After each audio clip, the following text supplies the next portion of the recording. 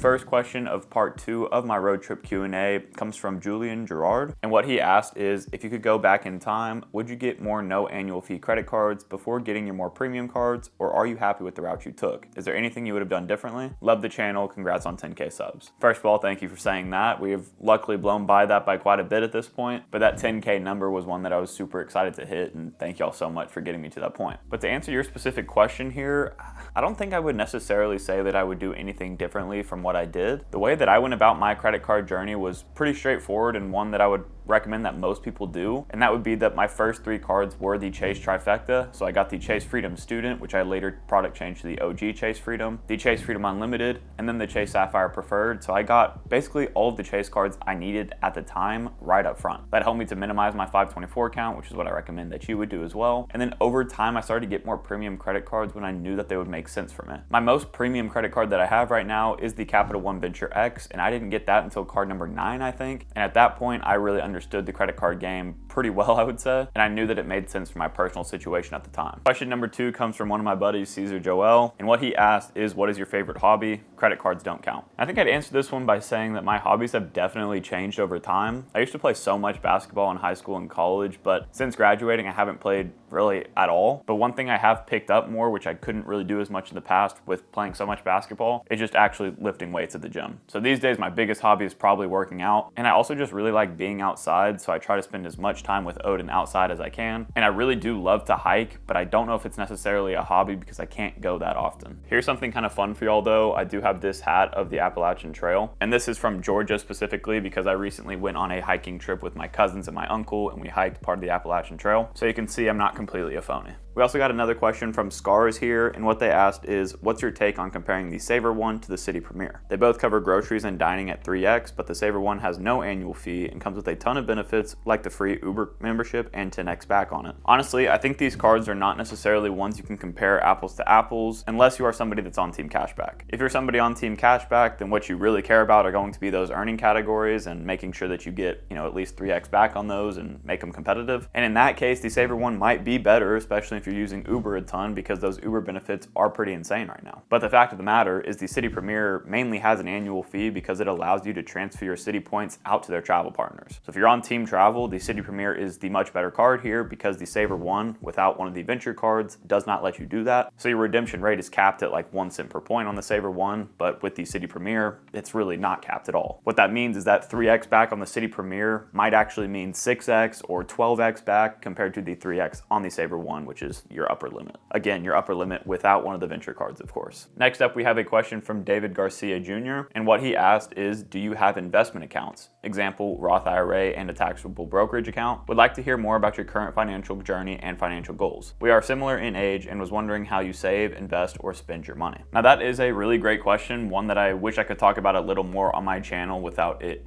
basically just getting no views. But I've done a lot of dabbling in the past with certain investment accounts. Like I used to just use Robinhood whenever, all that GameStop stuff was going crazy. And I bought a few options with that and would try to trade stocks a little bit more actively. I don't recommend that you do that. I personally don't do that at all anymore. And now I mainly just invest in like low cost index funds and just let that, grow over time. But the main account that I'm investing into is going to be my Roth IRA. I don't use my taxable brokerage accounts at all right now. And I used to have a 401k with my employer before I quit to take YouTube full time, but I just went ahead and rolled that into my Roth IRA. So I really just have that one account that I manage. As for my strategy right now though, a majority of my investments are going back into the business. Last month I spent like a few grand on the business, which obviously takes away from some of my money that I would invest in my Roth, but I am a strong proponent of taking a percentage of your total income and investing some of that, of course, saving some of that, and then spending some of that on your essentials and stuff like that. I think the biggest investment you can make though at our age is going to be investing in yourself and learning new skills, or just investing in your business, because that could have the greatest return on spend that any of your other investments would at this point. But it is still important to set yourself up for a good financial future, so don't just never invest any money at all. This next question came from Jed, and what they asked was, can you give an estimate on the income you put down for your recent Marriott Bonvoy Boundless card? So for those of y'all that don't know what they're talking about, I was recently approved for the Marriott Bonvoy Boundless credit card with that 5 free night offer they had. I don't even know if it's still around, it might still be, but at least it was around like a month ago. And just to give you a rough estimate, I put somewhere between like 50 and 100 grand on that application. So nothing insane by any means, and I still got approved approved with like a $16,000 or something limit. But of course, if you're applying for this card or any cards, you just want to be as honest as possible in your applications. Tito's Financial Corner also left a question on this community post, and what he asked was, if credit cards were like Pokemon, which would you use as your Pikachu? Gotta catch them all. Yeah, I think that last part actually is pretty accurate. Like, my plan right now in the credit card game is to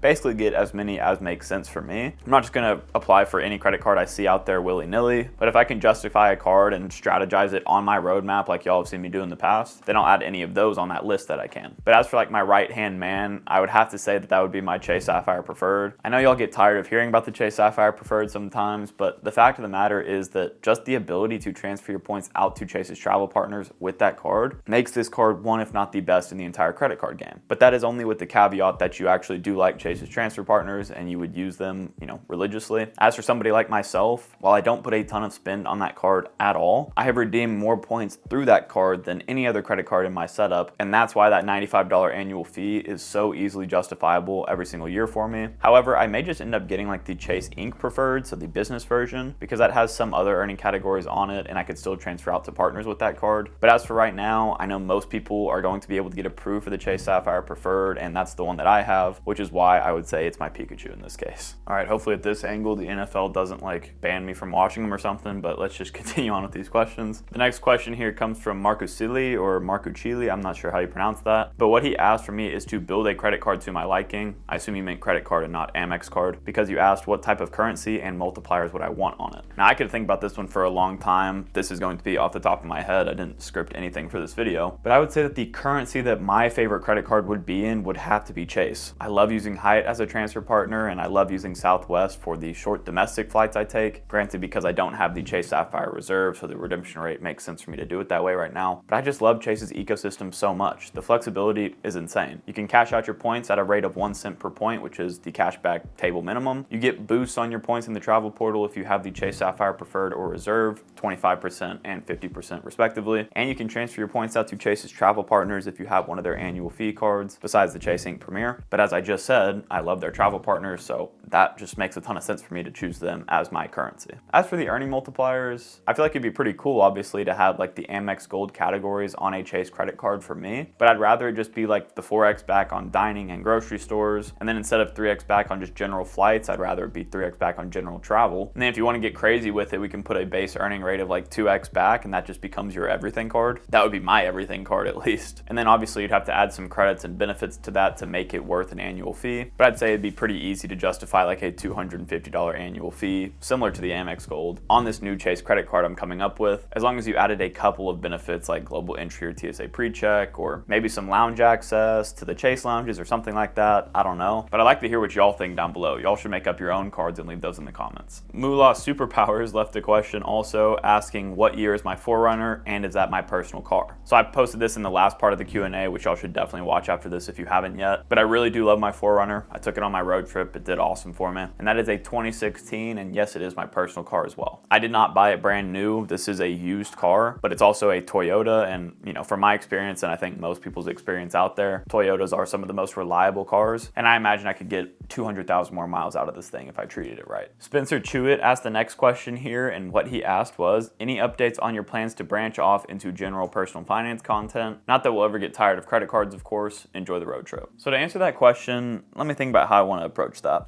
My opinion on this does change somewhat frequently, but not really. Like, I think I'm still kind of firm in what I would have said in, a previous Q&A a couple months back. But in general, right now, my plan is to stay in the credit card niche and just hammer that home. I love the credit card game. It's treated me super well. I know that there's a lot more room for my channel to grow within this niche, but I think that eventually you do reach some kind of saturation point with that type of content, which is why I will kind of sprinkle in some like travel focused stuff and also some personal finance related stuff like budgeting and all that. But for the most part, I would expect that this channel is going to be a credit card channel, which is what all of y'all come here to talk about. Of course, I do have my creator conversations, which does lean more on that personal finance side because we talk about business and stuff like that. So like I said, I'm going to be sprinkling sprinkling some stuff in, but I don't think I'm going to rebrand my channel to a personal finance channel in general. At least that's not the goal at the moment. Man, I'm trying to get through these fast, but I also want to give y'all some good answers here, so I apologize if this video is getting long, but hopefully y'all are enjoying it. The next question here comes from Michael Glathar, if I pronounced that correctly. And what he said is that, if I remember correctly, you like basketball and are pretty good at it too. What's your favorite team, pro and college, as well as your favorite player, current and all time? Also, would love to ball against you as I love basketball myself. Well, maybe at the next meetup or something, we can make that last part happen, because that would be a lot of fun. But yes, you're correct. As I mentioned earlier, I have really loved basketball for a long time. I don't play quite as much anymore, but I would still like to if the opportunity came up. As for my favorite teams, pro and college, pro, I mentioned this in the part 1 of the Q&A, but I am a San Antonio Spurs fan.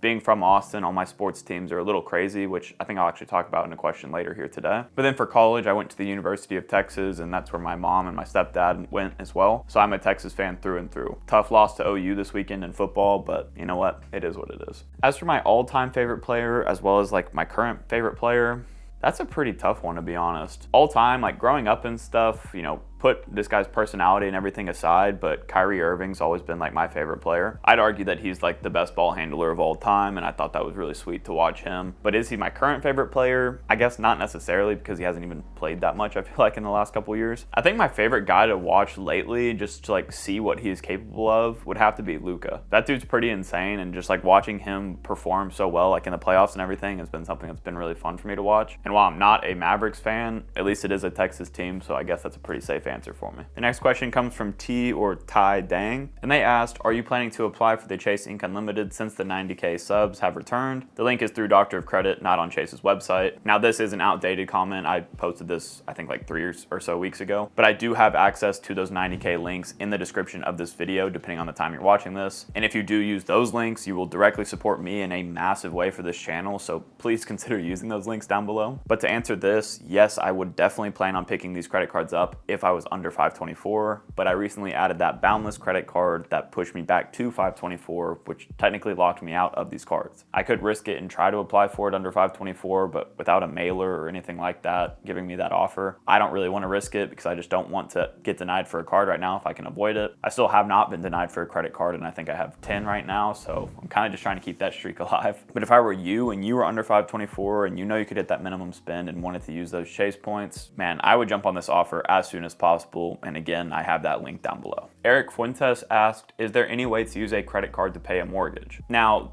the answer that I would like to give is that yes, you can do that and get 1x back with the Built MasterCard, but so far they only have rent added to that card, even though they say that they want to add mortgages to it. So as for like getting rewards for paying for a mortgage on your credit card, technically no, you can't do that. Well, I guess I shouldn't say that. You can get rewards on those purchases if you go through like a third-party service similar to like Plastic, which I guess has been bankrupt now. But there's other businesses out there like Melio, I think you can do at least like business transactions. But if you find a third-party service that allows you to connect your mortgage to it and you can pay for it with a credit card, you will technically earn some rewards back, but you will likely be charged at least a 3% fee for doing that. And there's no credit card out there that's going to give you 3x back on mortgage payments. So you'd be losing money by using a credit card in this situation, until maybe a card like the Built MasterCard adds mortgages to their lineup. Here's that other sports question I got asked from Jervy, and what he asked is if I'm a sports guy or not, and if so, what are my favorite sports and teams? As for favorite sports, like I said before, basketball has kind of been like my sport that I've really loved. These days, I don't watch a ton of sports in general. I'm watching NFL football right now because of fantasy football, but I do really love March Madness. Like, that is my favorite time of the year to watch sports, and that's also around my birthday. So March Madness is really, really fun for me. And that's basketball, of course, for those of y'all that don't know. So I would say, again, I'm a bigger basketball fan than anything else, but I would say football, American football, is second next to that. As for my favorite teams, like I said before, I went to the University of Texas, so I'm a Longhorns fan through and through for every sport. And then as for professional teams, I'm a Spurs fan, a Dallas Cowboys fan for the football side of things, and technically I guess a Texas Rangers fan, but I don't really watch baseball at all. I have a lot of friends that like the Astros, so I can kind of swing that way if I want to, because like I said before, I am from Austin, which means we don't really have any professional sports teams besides the Austin Football Club that now came here recently. recently, and I am a fan of those guys. But in general, I have to pick from cities around Austin, so that's why I have the San Antonio, Dallas, and Houston markets to kind of choose from. But again, the ones that I'm like more diehard fans of would be the Longhorns and then like the Cowboys and the Spurs. Now here is the question y'all have all been waiting for, and this one comes from all of our best friends, Jason Kazama. And what he asked me, which he's asked on past Q&As, and I really appreciate him for always checking in on these, is if I see myself leaving the game someday. If y'all know Jason, then I don't have to explain anything here, but I would have to say that at the moment, I do not see myself leaving the game. Jason, I know that may pain you to hear me say, but with enough of your comments, maybe one day I'll change my mind.